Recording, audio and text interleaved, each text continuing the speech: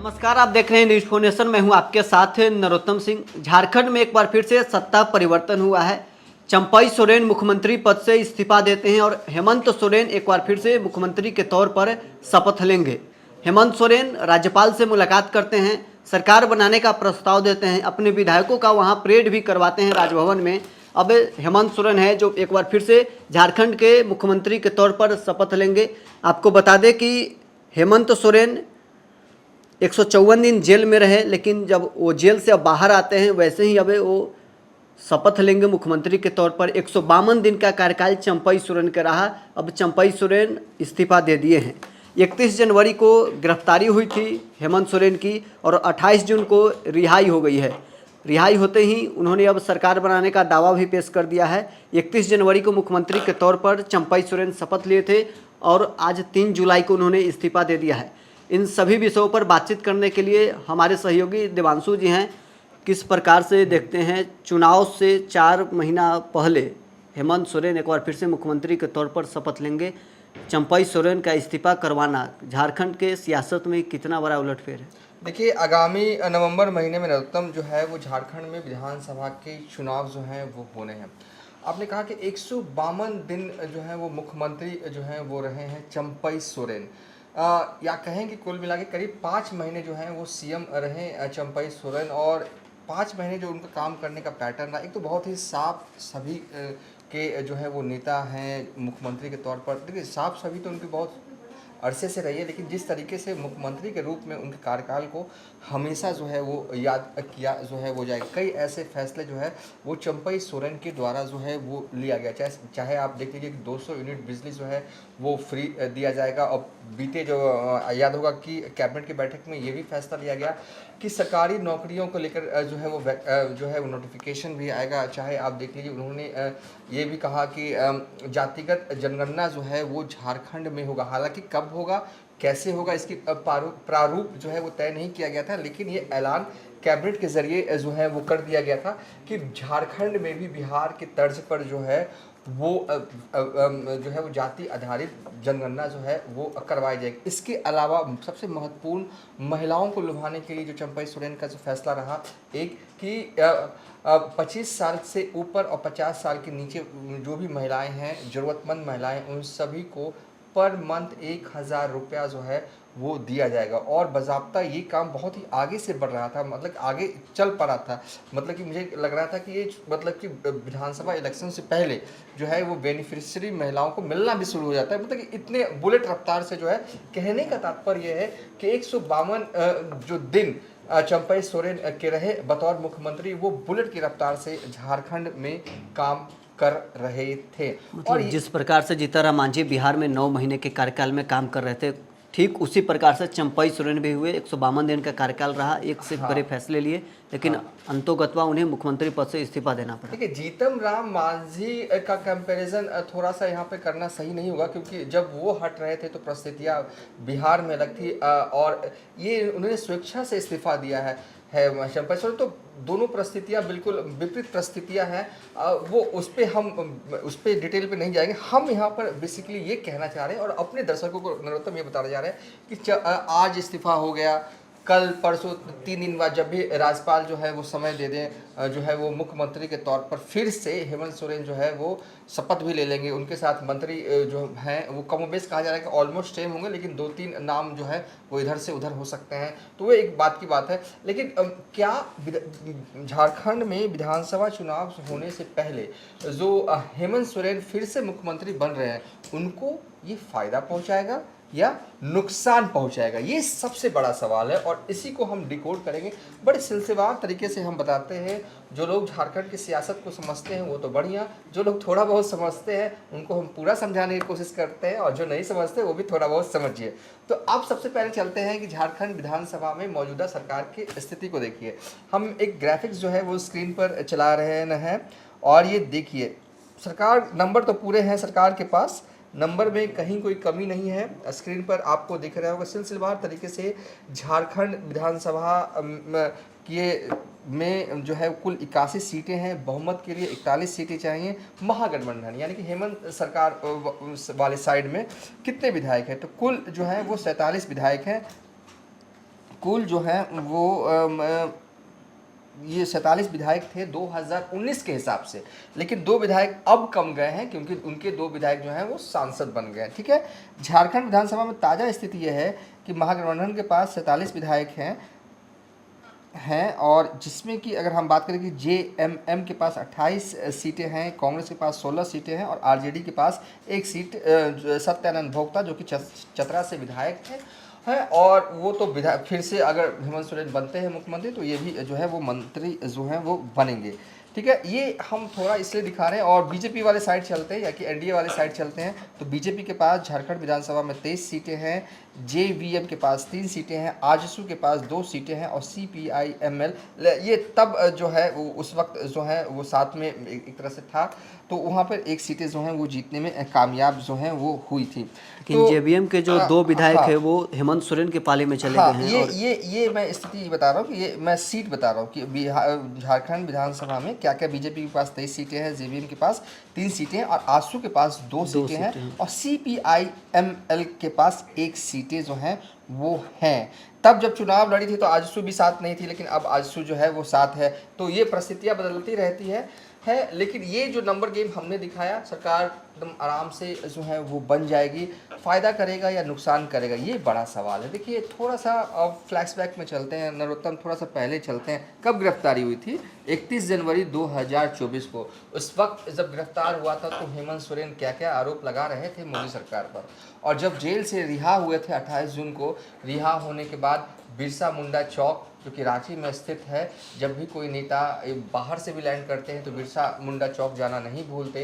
हेमंत सोरेन रिहा होते हैं तो बिरसा मुंडा चौक जाते हैं, उन्हें नमन करते हैं और उसके बाद खूब हल्ला बोल जो है वो मोदी सरकार पर बोला जाता है। और जब जेल से निकलते हैं तो नए वाले लुक में, दाढ़ी वाले लुक में तब, और जब वो जेल में नहीं थे तो कहीं ना कहीं कल्पना सोरेन को बतौर फेस झारखंड लोकसभा चुनाव 2024 में जो है उन्हीं के फेस पे, और जहां भी कल्पना सोरेन जा रही थी तो यही कह रही थी अपनी चुनावी कैंपेन में लोकसभा चुनाव के दौरान कि उनके पति यानी कि हेमंत सोरेन को मोदी सरकार ने फंसाया है। एक इमोशनल अपील जो है वो कल्पना सोरेन जो है वो जनता के बीच जो है नरोत्तम वो कर रहे थे। इसका असर भी हुआ। असर ये हुआ कि कहा जा रहा था कि मोदी तो फिर से आएंगे ही, 400 के पार होगा, आंधी की तरह जो है वो झारखंड में भी सीटें जो है वो एनडीए वाले लेकर जो है वो निकल जाएंगे, लेकिन ऐसा हुआ नहीं। रथ तो एनडीए का अच्छे से चला लेकिन उस रफ्तार से नहीं चला जिस रफ्तार से बीजेपी वालों ने सोच रखा था। तो हुआ क्या था? देखिए बीजेपी वाले को, बीजेपी क्या एनडीए वालों को इस बार 2024 में झारखंड से कुल 9 सीटें आई और कुल जो है वो सीटें लोकसभा की 14 सीटें हैं, 9 सीटें एनडीए को आई और 5 सीटें जो हैं वो महागठबंधन लेके चल गई। यानी कि 14 में से 5 अगर आ जाता है तो कहीं ना कहीं आप ये कह सकते हो कि तेज़ रफ्तार को आपने ब्रेक लगाया है। तो कहीं ना कहीं काफ़ी हद तक कल्पना सोरेन कामयाब हुई और कहीं ना कहीं जो जनता के बीच जा रही थी वो कहीं ना कहीं उसमें काफ़ी हद तक कामयाब थी। और बतौर फेस जब वो जेल में थी तो कल्पना सोरेन जो है बतौर फेस झारखंड में उनका था। अब चंपई सोरेन आज उन्होंने इस्तीफा दे दिया। अब मुख्यमंत्री जो हैं वो बनेंगे। बन्ना गुप्ता जब राजभवन से निकल रहे थे तो उन्होंने ऐलान भी किया कि फिर से मुख्यमंत्री झारखंड के बनने जा रहे हैं हेमंत सोरेन। फ़ायदा करेगा नुकसान, इसमें हम डिटेल में अब बात कर रहे हैं सिलसिलेवार तरीके से। हम लोकसभा चुनाव 2024 तक पहुँचे नहीं, तो अब आते हैं करंट सिनेरियो पर। ठीक है, 5 महीने में काम करके जो है वो चंपई सोरेन ने भी दिखाया। उनकी भी छवि बड़ी अच्छी है, बहुत ही साफ़ सुथरी छवि।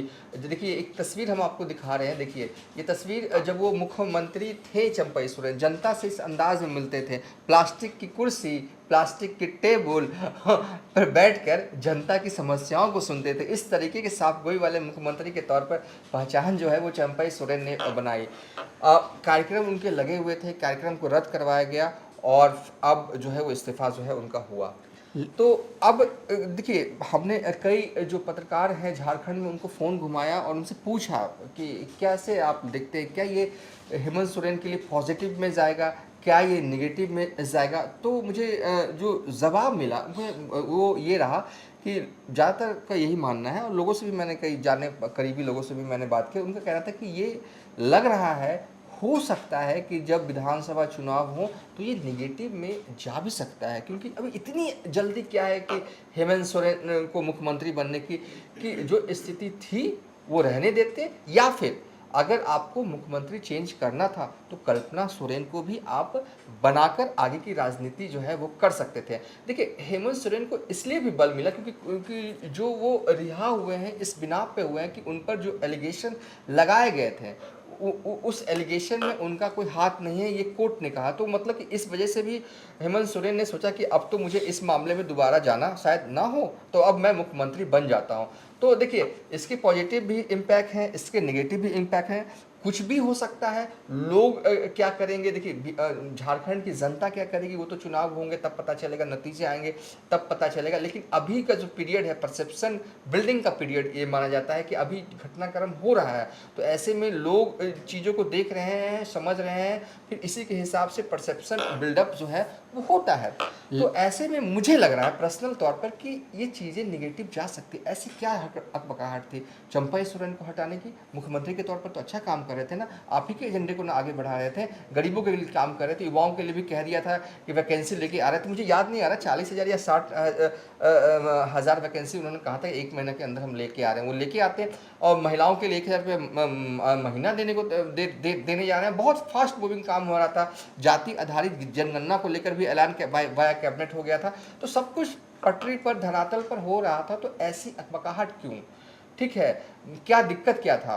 तो ये सब सवाल है ना, लोग लेकिन जानना चाहेंगे सवाल ना। हाँ। तो अब ये उठेंगे और झारखंड वासियों के मन में भी ये सवाल रहेगा कि चंपई सोरेन ने जो 152 दिन के कार्यकाल में योजनाएं लाई है, उन योजनाओं का क्या होगा? क्या हेमंत सोरेन उसको आगे बढ़ाएंगे, या अगर नहीं बढ़ाते हैं तो इसका इम्पैक्ट तो चुनाव में प्रभाव इसका पड़ेगा? नहीं, वो तो योजनाएं चलेंगी, उस योजना को कैसे खारिज कर सकता है?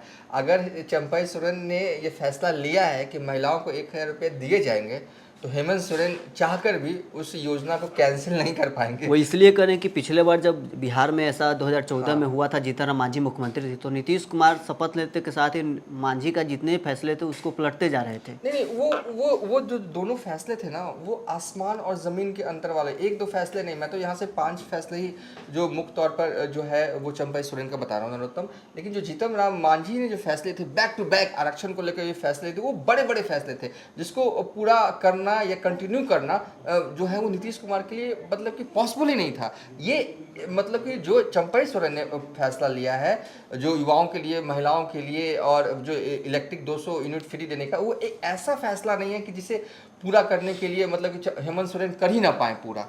लेकिन जो फैसले जीतन राम मांझी ले रहे थे बैक टू बैक, मुझे लगता है कि 36-35 फैसले ले लिया था उन्होंने एक हफ्ते के अंदर। लास्ट कैबिनेट बैठाई और मतलब फैसले पे बैक टू बैक फैसले ही ले रहे थे, और ऐसे ऐसे फैसले ले रहे थे जानबूझकर कि खैर वो बीते दिन की बात है, वो उस सिनेरियो पे ज़्यादा डेप्थ में हम जाते नहीं। लेकिन आपने पूछा कि जीतन राम मांझी का जो हाल था उस वक्त और इस वक्त जो है वो चंपई सोरेन, वो दोनों आसमान और ज़मीन में कंपेयर करने वाली स्थिति में ही नहीं है, तो इसलिए कंपेयर करना ही सही नहीं होगा। ठीक है, और उस फैसले को जो चंपई सोरेन ने लिया है, ठीक है, उसको काट नहीं पाएंगे, उसको डिलीट नहीं कर पाएंगे, लेकिन फिर भी मुझे लगता है कि कहीं ना कहीं ये परसेप्शन बिल्डिंग का पीरियड है, और लोग ये सवाल तो पूछ ही रहे होंगे ना, आखिर हटाया क्यों गया? आखिर चंपई सोरेन को हटा क्यों उन्होंने इस्तीफा? ठीक तो चल रहा था, क्या दिक्कत था? वही रहते, सीएम बने रहते चंपई सोरेन, ये भी अपना सुपर सीएम के तौर पर काम करते, क्या दिक्कत? क्या तो तुरंत तो चुनाव ही आने हैं। याद होगा नरोत्तम कि हाल ही में बीजेपी ने झारखंड के लिए प्रभारी और सब प्रभारी की भी नियुक्ति कर दी थी। सब प्रभारी जो है वो हेमंत विश्व शर्मा जो लैंड भी कर चुके थे, रांची प्रोग्राम। शिवराज सिंह चौहान भी प्रभारी हैं जो वहाँ गए थे। हाँ, और शिवराज सिंह चौहान है, वो भी यहाँ गए थे। तो बीजेपी की तैयारी अपनी है, और अब मुझे लगता है कि बीजेपी अगर ये तो सीएम बनेंगे ही, सीएम बनने के बाद बीजेपी वाले ये सवाल हेमंत सोरेन से पूछेंगे कि आखिर चंपई सोरेन को क्यों जो है उन्होंने इस्तीफा दिया, क्यों इस्तीफा दिया, ये सवाल पूछा जाएगा। और हेमंत सोरेन क्या जवाब देते हैं ये भी देखना दिलचस्प है। क्या हेमंत सोरेन का इस बात का डर था कि अगर चंपई सोरेन मुख्यमंत्री बने रहते हैं तो चुनाव पर इसका क्या उनको लगा कि क्या निगेटिव इफेक्ट पड़ रहा है? या दूसरा ये हो सकता है कि हेमंत सोरेन को फिर से सत्ता के जो लालच है वो बढ़ा और लगा कि कहीं चंपई सोरेन को मुख्यमंत्री बनने रहने देते हैं तो हमसे बड़ा नेता वो बन जाएगा, इसलिए उन्हें अभी ही इस्तीफा करा के। देखिए, हेमंत सोरेन ने ये फैसला क्यों लिया, ये तो इंटरनल तौर पर अभी वो ही जाने। जैसे जैसे थोड़ा वक्त बीतेगा डिटेल जो है वो आएगा, लेकिन आरंभिक तौर पर प्रारंभिक तौर पर मुझे लगता है कि हो सकता है जो आप कहना चाह रहे हैं उसको ही हम आगे बढ़ा देते। हो सकता है कि आप जो कह रहे हैं वो सच हो। उनको लग रहा हो कि अभी तो मतलब कि झारखंड में कौन नेता, हेमंत सोरेन है, चंपई, और इधर से जो है उनकी पत्नी जो है इन दिनों कल्पना सोरेन। हाँ, कल्पना सोरेन जो है वो चुनाव में खूब एक्टिव रही, नेता बन रहे। उन्हीं के पार्टी से एक और नेता क्यों बने? ये भी हो सकता है, हो सकता है, मैं कह रहा हूँ हो सकता है ऐसा सोचा हो, सोचा हो हेमंत सोरेन ने। जो भी हो, इस पर हम बाद में वीडियो बना लेंगे। अभी के लिए ये है। लेकिन ओवर एक और सवाल रहेगा कि अब हेमंत सोरेन शपथ लेंगे, मंत्रिमंडल का विस्तार होगा, हाँ। कल्पना सोरेन भी विधायक है और हाँ। कई एक दो और जो मंत्री उनके बदलने का हम्म। चर्चा है, तो क्या कल्पना सोरेन मंत्री बन सकती है? और जो चर्चा है कांग्रेस के तरफ से चर्चा है कि जो मंत्री हैं उनको चेंज किया जा सकता है, दीपिका पांडे, इरफान अंसारी हो, बैजनाथ राम हो, लेकिन सबसे हाँ। बड़ा सवाल है कि कल्पना सोरेन क्या मंत्री बन सकती देखिए है? अभी कल्पना सोरेन देखिए मंत्री बनेंगी या नहीं बनेंगी, देखिए ये सवाल जो है वो सियासी गलियारे में, क्योंकि खुद उनके पति ही मुख्यमंत्री हैं, तो मुझे अभी यहाँ से लगता है कि मंत्री वो नहीं बनेंगी, ठीक है। महाराष्ट्र में जैसा और हुआ था कि उद्धव ठाकरे मुख्यमंत्री थे और उनको हाँ। बेटे आदित्य ठाकरे मंत्री बने थे। हाँ, वो था महाराष्ट्र में, लेकिन झारखंड में मुझे ऐसा लग नहीं रहा है, क्योंकि देखिए अगर ऐसा हो गया ना, तो हम तो कह रहे हैं कि अभी मुख्यमंत्री बनेंगे हेमंत सोरेन, तो नेगेटिव जा सकता है। अगर इनकी पत्नी भी मंत्री बनती है तो एकदम नेगेटिव जाना और ये हो जाएगा ना, आप सोचने वाली बात है। और जो आपने नाम गिनाए, इरफान अंसारी, बैद्यनाथ राम और दीपिका पांडे, ठीक है, ये जानकारी हमारे पास भी है कि 2-3 नाम जो हैं वो फेरबदल होंगे, और ये तो कंफर्म है कि इरफान अंसारी जो हैं वो मंत्री बनेंगे ही बनेंगे। कल्पना सोरेन वाला सवाल किया तो उसको मैं ये कहूँगा कि नहीं बनेंगी। अगर बनती हैं तो नुकसान हेमंत सोरेन, क्योंकि अच्छा मैसेज नहीं जाएगा कि पति भी मुख्यमंत्री बन गए, पत्नी भी मंत्री बन गई, और चंपई सोरेन को हटाकर। ये तो जनता को कोई ऐसा काम नहीं करना चाहेंगे हेमंत सोरेन जिसमें जनता में निगेटिव इम्पैक्ट जाए। बस तो अब दीपिका पांडे और बैजनाथ नाम की चर्चा है, लेकिन इरफान अंसारी हैं, उनका करीब तय माना जा रहा है, इसलिए कि बैद्यनाथ वो राम भी बन सकते हैं, और जैसा आपने कहा कि दीपिका पांडे भी बन सकती हैं। ये सब सियासी गलियारों, झारखंड के सियासी गलियारों में ये तीनों नाम जो हैं वो चल रहे हैं। कौन अंतिम रूप में बनता है ये तो जब शपथ ग्रहण समारोह जो है वो झारखंड में होगा तभी पता चल पाएगा। चलिए, लेकिन हेमंत सोरेन अब मुख्यमंत्री के तौर पर शपथ लेने वाले हैं, कई मंत्री भी उनके साथ शपथ लेंगे। कौन कौन वो नाम है जिनका वो बदलाव करते हैं, ये आने वाला वक्त में पता चलेगा। लेकिन फिलहाल हेमंत सोरेन अभी शपथ लेंगे। 152 दिन का जो चंपई सोरेन का कार्यकाल था वो अब समाप्त हो जाता है, लेकिन अब देखने वाली बात ये होगी कि चंपई सोरेन की क्या अब झारखंड के सियासत में भूमिका होती है। बहरहाल इस खबर में इतना ही। आप बने रहे न्यूज़ 4 नेशन के साथ।